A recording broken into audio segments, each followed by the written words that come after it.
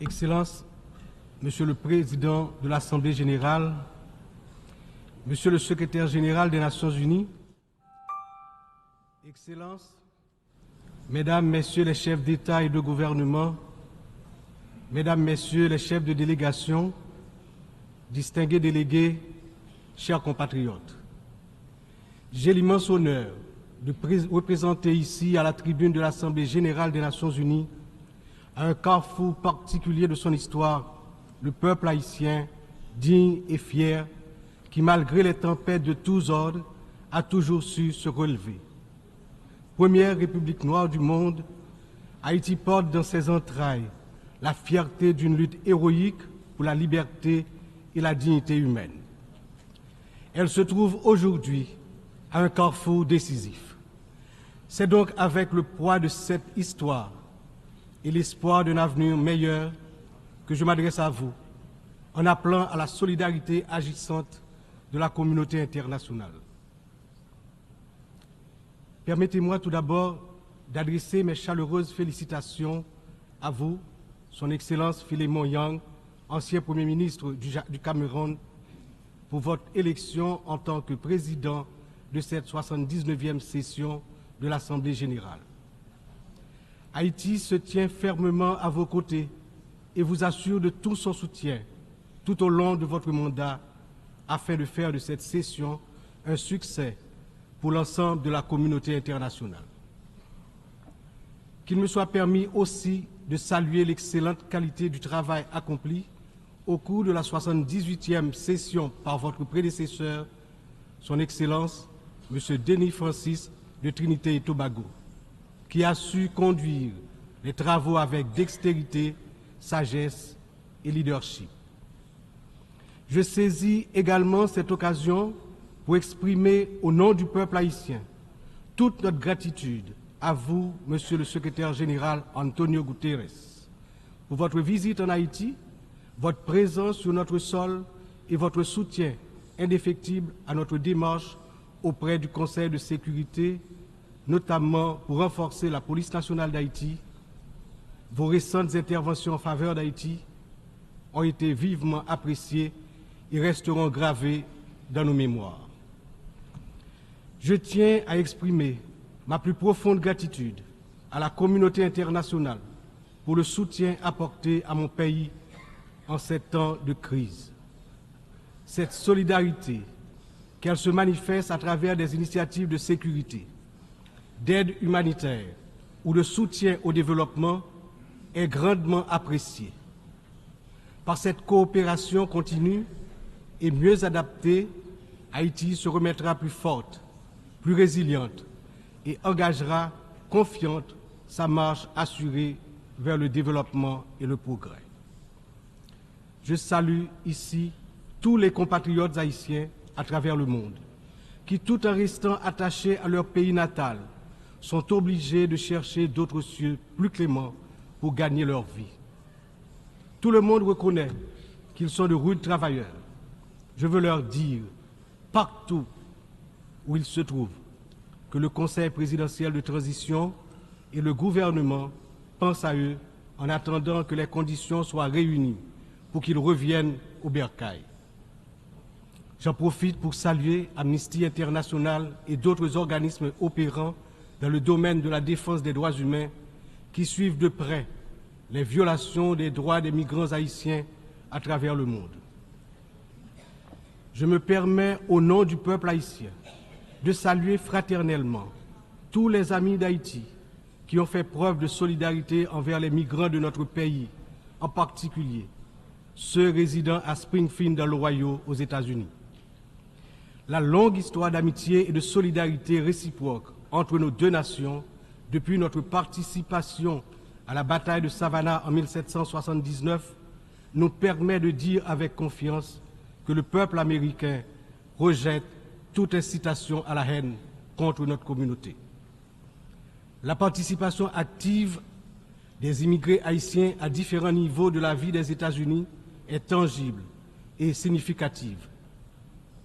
À cet égard, les passions qui émergent naturellement lors d'une campagne électorale ne devraient en aucun cas servir de prétexte à la xénophobie ou au racisme dans un pays tel que les États-Unis, une nation forgée par des immigrants de toutes origines et qui s'est érigée en modèle de démocratie à l'échelle mondiale. Monsieur le Président, Excellences, Mesdames et Messieurs, le thème de cette 79e Assemblée générale, ne laisser personne de côté, agir ensemble pour la paix, le développement durable et la dignité humaine des générations présentes et futures, résonne profondément avec les défis majeurs auxquels le monde est confronté aujourd'hui.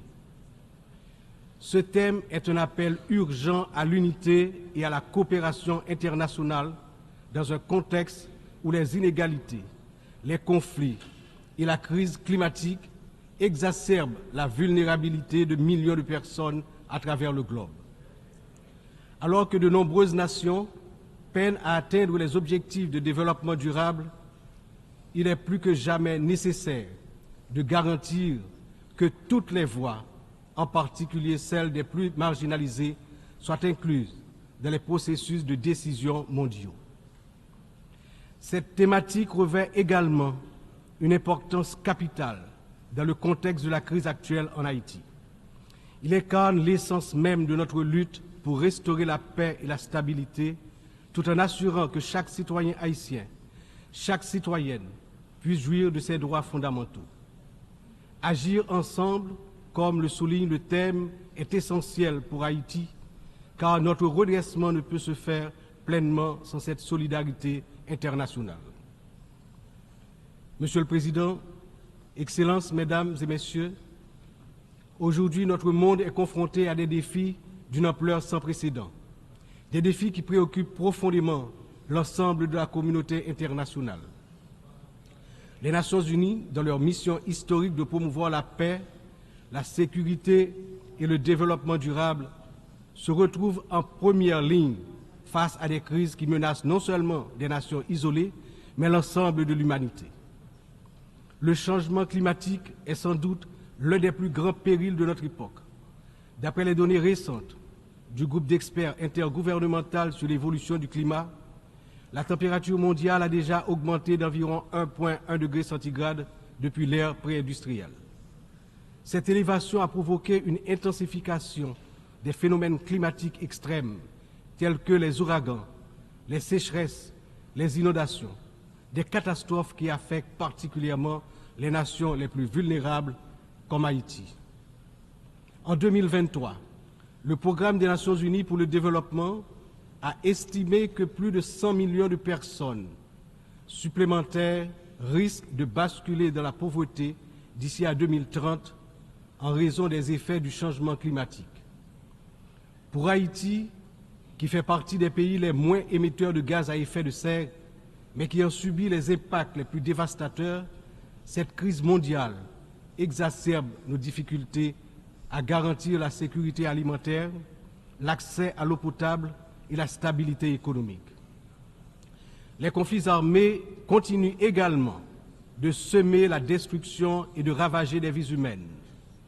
Selon le Haut Commissariat des Nations Unies pour les réfugiés, le nombre de personnes déplacées de force a atteint 110 millions en 2023, un chiffre qui n'a jamais été aussi élevé dans l'histoire de l'humanité.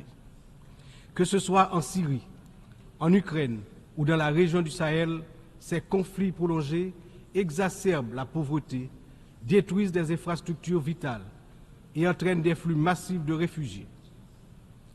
Le monde ne peut rester inactif alors que des millions d'hommes, de femmes et d'enfants fuient les violences en quête de sécurité et de dignité. L'engagement de la communauté internationale est plus que jamais nécessaire pour trouver des solutions diplomatiques et promouvoir des initiatives de consolidation de la paix. Un autre défi majeur concerne les inégalités économiques qui continuent de se creuser.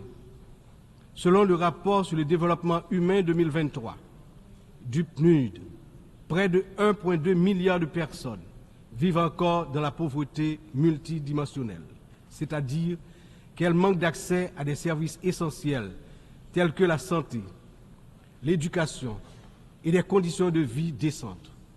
La pandémie de Covid-19 a amplifié ces inégalités, poussant des millions de personnes supplémentaires dans la pauvreté. Pour des nations comme Haïti, l'impact a été dévastateur. Avec un taux de pauvreté des plus élevés, le pays fait face à des défis structurels profonds. Mais ces inégalités ne sont pas seulement un problème haïtien, elles sont un problème mondial qui requiert des réformes économiques globales. En outre, les défis liés à l'insécurité alimentaire se sont intensifiés ces dernières années. Selon l'Organisation des Nations Unies pour l'alimentation et l'agriculture, plus de 735 millions de personnes dans le monde ont souffert de la faim en 2022, une augmentation alarmante qui reflète les perturbations causées par les conflits, les crises économiques et le changement climatique. Haïti, malheureusement, ne fait pas exception.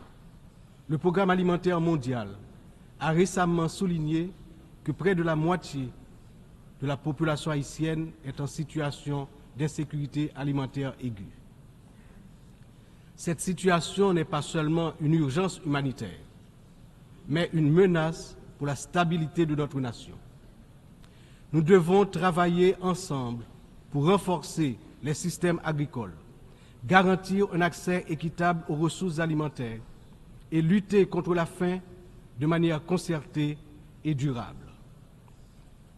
Enfin, les progrès technologiques apportent de nouvelles opportunités, mais également de nouvelles menaces.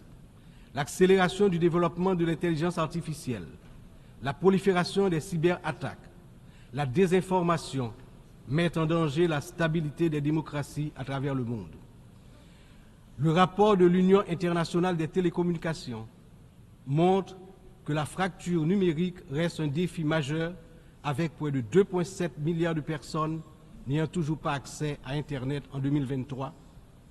Haïti étant l'un des pays les moins connectés, doit impérativement bénéficier de soutien pour combler cette fracture numérique et participer pleinement à l'économie mondiale du XXIe siècle.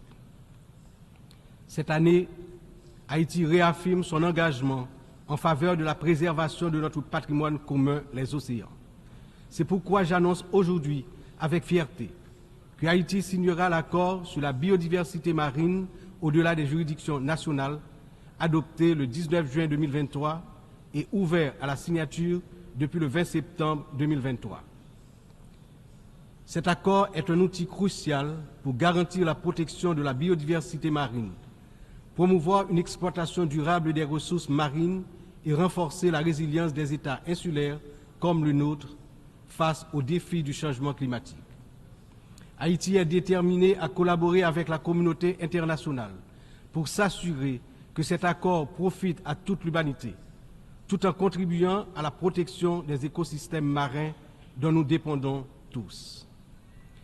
Ces défis mondiaux ne peuvent être relevés que par un engagement renouvelé en faveur du multilatéralisme, de la solidarité et de l'action collective. Haïti, malgré ses difficultés, se tient prête à collaborer avec la communauté internationale pour surmonter ces crises et bâtir un avenir où la paix, la justice et la dignité humaine triomphent. Mais nous ne pouvons y arriver seuls. C'est ensemble que nous devons agir pour garantir que personne ne soit laissé de côté.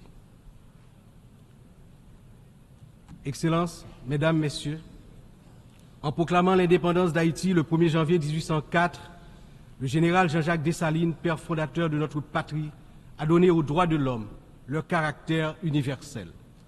En d'autres termes, avec le triomphe de la révolution haïtienne de 1804, ayant lancé le processus de démantèlement de l'ordre colonial et esclavagiste, les droits de l'homme ont cessé d'être uniquement les droits de l'homme blanc pour devenir les droits de tous les hommes, de toutes les femmes, c'est-à-dire les droits de l'humanité tout entière. À ce titre, en tant que représentant de la République d'Haïti, porte-parole officielle du peuple haïtien, je me vois dans l'obligation d'attirer l'attention des dirigeants des grandes puissances sur le danger de guerre nucléaire menaçant l'existence des peuples sur tous les continents. Dans cette optique, au nom de la République d'Haïti, je lance un vibrant appel aux chefs d'État de tous les pays membres des Nations Unies pour leur demander d'éviter à l'humanité le péril de la fin de la civilisation sur Terre. Monsieur le Président, Excellences, Mesdames et Messieurs, je m'exprime aujourd'hui avec l'expérience de plusieurs années consacrées au service de mon pays. Mon parcours politique, profondément ancré dans l'histoire d'Haïti, m'a permis de traverser de nombreuses épreuves, toujours avec un même objectif, le progrès de mon pays, la fierté, la dignité restaurée et le bien-être du peuple haïtien meurtri. Ayant présidé le Sénat de la République de 1995 à 2000, puis ayant été témoin de moments critiques de notre histoire politique, j'ai vu de près les défis auxquels notre nation a été confrontée. Mon engagement politique remonte à une époque où les luttes pour la stabilité et la démocratie étaient omniprésentes. Aujourd'hui, en tant que président du Conseil présidentiel de transition, je me retrouve à nouveau à un moment charnière de l'histoire d'Haïti. Mon parcours m'a enseigné que la résilience et la volonté collective sont les seules voies pour garantir un avenir stable et prospère. C'est avec cette vision, ce dévouement et la force que confère cette riche expérience politique que je m'engage à conduire la transition, déterminé à mener Haïti vers la paix, la sécurité et la démocratie participative, par la tenue de la conférence nationale, le renouvellement du personnel politique à travers des élections libres, crédibles, transparentes. Le peuple haïtien, malgré ces épreuves auxquelles il est confronté, refuse de se laisser submerger par le désespoir. Des défis d'une ampleur sans précédent, une violence dévastatrice, une instabilité politique persistante, une précarité quasi générale et une pauvreté dégradante se posent à son intelligence et à ses capacités d'action. Au milieu de cette tempête, il a compris qu'il lui fallait prendre une décision courageuse, celle de se mettre ensemble, de s'unir malgré les différences profondes pour pouvoir se relever et se mettre en marche, en toute confiance, vers la sortie de la crise multidimensionnelle qui l'afflige depuis déjà trop longtemps.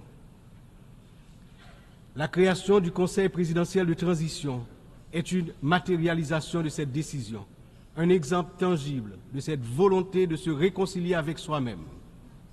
Ce Conseil qui rassemble organisations de la société civile et toutes les tendances politiques du pays est le fruit de longues négociations. Il incarne la pluralité de la société haïtienne.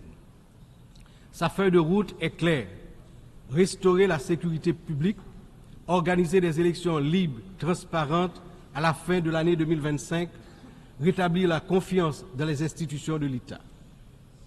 Pour y parvenir, nous, responsables au plus haut niveau de l'État, savons que nous aurons besoin du soutien de la communauté internationale. Mais d'abord, nous devons compter sur nous-mêmes, sur notre résilience, notre capacité à surmonter les divergences, les divisions internes. Il est important de souligner que la résolution des problèmes d'Haïti repose avant tout sur les épaules du peuple haïtien.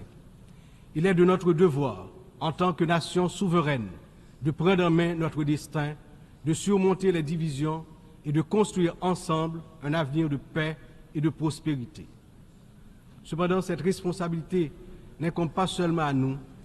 La communauté internationale, les Nations Unies, les puissances étrangères qui ont souvent joué un rôle décisif dans l'histoire d'Haïti ont également une part essentielle dans ce processus de restauration de la paix, de redressement économique, de renouvellement institutionnel et d'établissement d'un État de droit. En ce sens, l'échec d'Haïti à se relever n'est pas seulement celui d'une nation. Il traduit un échec collectif, une incapacité mondiale à respecter pleinement les principes de solidarité, de justice et de coopération internationale. C'est ensemble, avec une responsabilité partagée et un engagement renouvelé, que nous pourrons transformer cette crise en opportunité et tracer une voie durable vers la paix.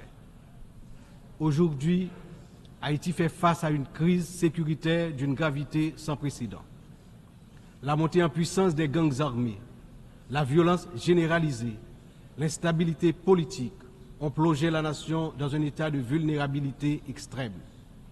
Les citoyens vivent dans la peur, incapables de circuler librement partout sur le territoire national, d'aller travailler ou d'envoyer leurs enfants à l'école sans risque, notamment dans la région métropole de Port-au-Prince, la capitale. Cette situation affecte tous les aspects de la société haïtienne, fragilise les institutions, paralyse l'économie, mine l'espoir de lendemain meilleur. L'avenir du pays est menacé. 50% de l'effectif des gangs de la région de la capitale sont constitués d'enfants et d'adolescents, filles et garçons. Ils servent souvent de chair à canon lors des opérations contre les forces de l'ordre. Ils sont l'objet de graves violences de toutes sortes, y compris des violences sexuelles. Ces abus et violences exercés contre des enfants et des adolescents doivent être considérés comme un crime contre l'humanité, compte tenu de leurs conséquences sur les générations à venir. Le rétablissement de la sécurité nationale est une priorité absolue pour les autorités haïtiennes. Elles sont pleinement engagées à mettre fin à cette spirale de violence et à restaurer l'ordre, afin de garantir à chaque citoyen, à chaque citoyenne, le droit fondamental à la sécurité. Elles sont conscientes que la paix et la stabilité sont les fondements indispensables pour permettre à Haïti de se redresser, de rétablir la confiance dans ses institutions, d'assurer le développement socio-économique du peuple.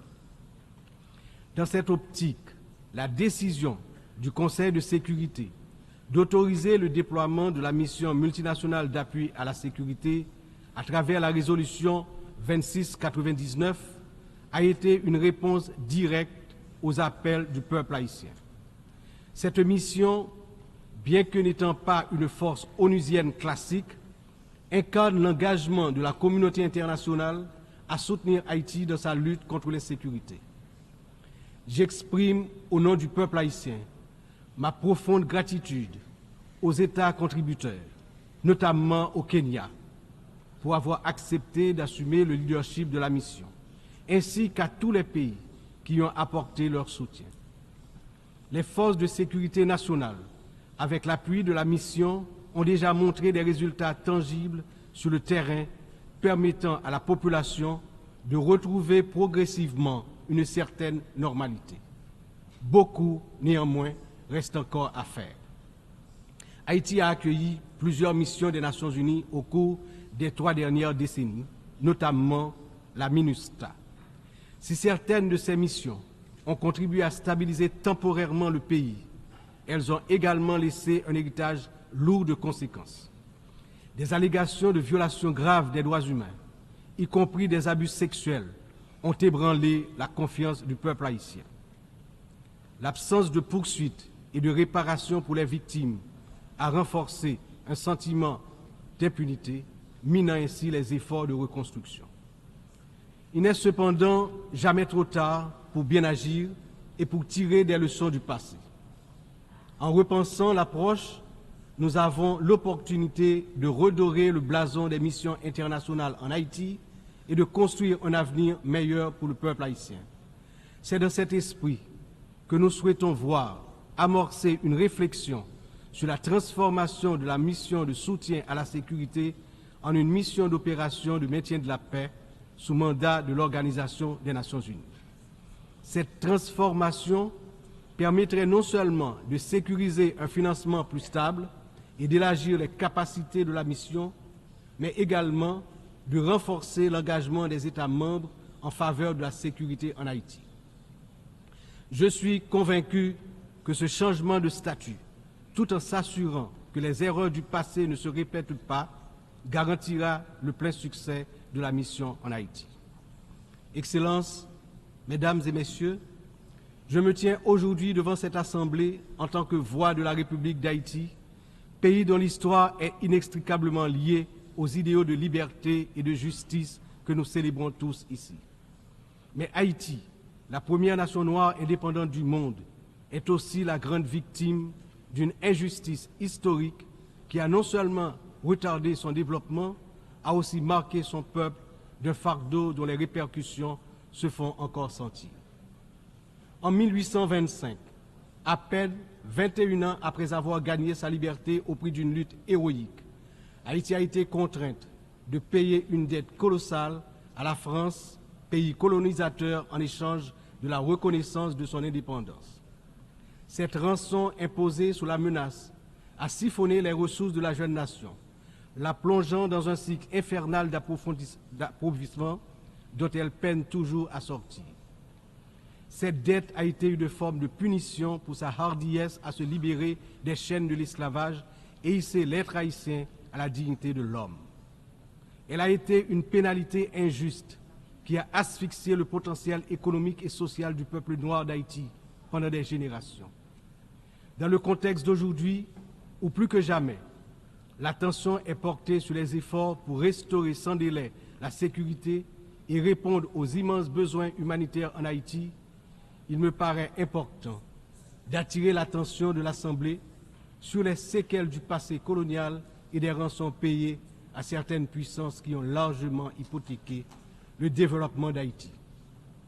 Il n'est pas sans intérêt de rappeler qu'Haïti a été le seul pays à avoir payé pour son indépendance, obtenue pourtant dans le feu et dans le sang. À la veille du bicentenaire de cet événement inédit dans l'histoire du monde, n'est-il pas venu le moment de la restitution des montants consentis? À cet égard, mon pays s'est félicité des propositions formulées par un certain nombre de gouvernements et également certaines agences des Nations Unies pour des actions concrètes en vue de la reconnaissance, la réparation et la restitution des torts du passé.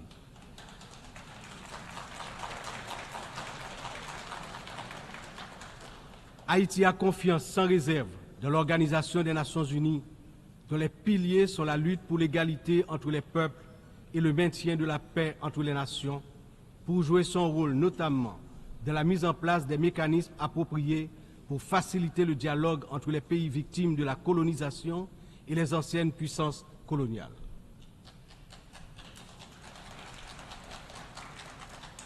Ici, à cette 79e session de l'Assemblée générale, Haïti est par mon entreprise, non pas simplement pour revendiquer une réparation, mais pour poser une question de principe, celle de la justice immanente. Ma démarche est résolument engagée, structurée et bien documentée. Le Comité national de restitution et réparation, en collaboration avec la Commission des réparations de la CARICOM, a déjà entrepris des travaux exhaustifs sur ce sujet. Nous demandons la reconnaissance d'une dette morale et historique et la mise en œuvre de réparations justes et appropriées qui permettront à notre peuple de se libérer des chaînes invisibles de ce passé injuste. Excellences, Mesdames et Messieurs, l'histoire nous enseigne que les nations ne se relèvent pas dans l'isolement, mais dans l'union des forces, dans l'engagement résolu à bâtir un avenir commun. Haïti, cette terre qui a offert au monde un symbole de liberté inébranlable et qui a aidé plusieurs nations à se libérer du joug du colonialisme barbare, ne cherche pas la charité, mais la justice, le respect,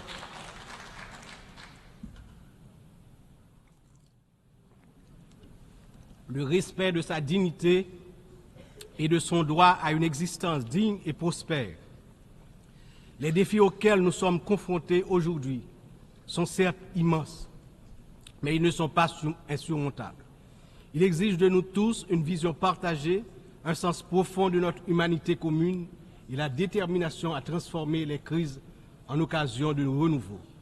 Chaque nation, grande ou petite, riche ou vulnérable, porte une part de l'avenir collectif entre ses mains.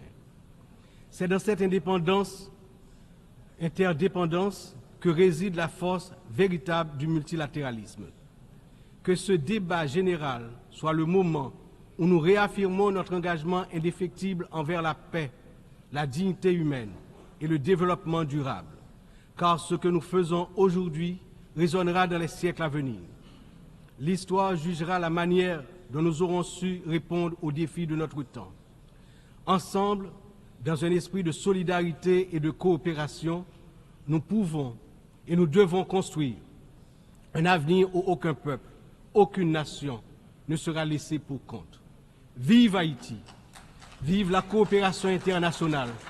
Demain, un autre pays, demain, un autre monde. Je vous remercie pour votre attention. On va depuis matin là, tête là, chauffer, bagay, ceci. Jusqu'à présent, mon poko gen détail assez sur le dossier ça qui passe Miragouane. Mais moi aller, m'tande moun yo m'pral faire m'tande yo. M'tande ça moun yo a dit à m'analyser. Mais bien sûr gen incohérence dans déclaration yo. Mais ceci n'empêche toujours pas cela. Si effectivement gen évidence, gen élément qui prouve que monsieur pas bandit et Muscadet a décidé d'exécuter comme ça, eh bien que kounya la justice assume responsabilité, le bagay m'bral di non comme si vous pensez m'bral di yo et pas m'pa connaît.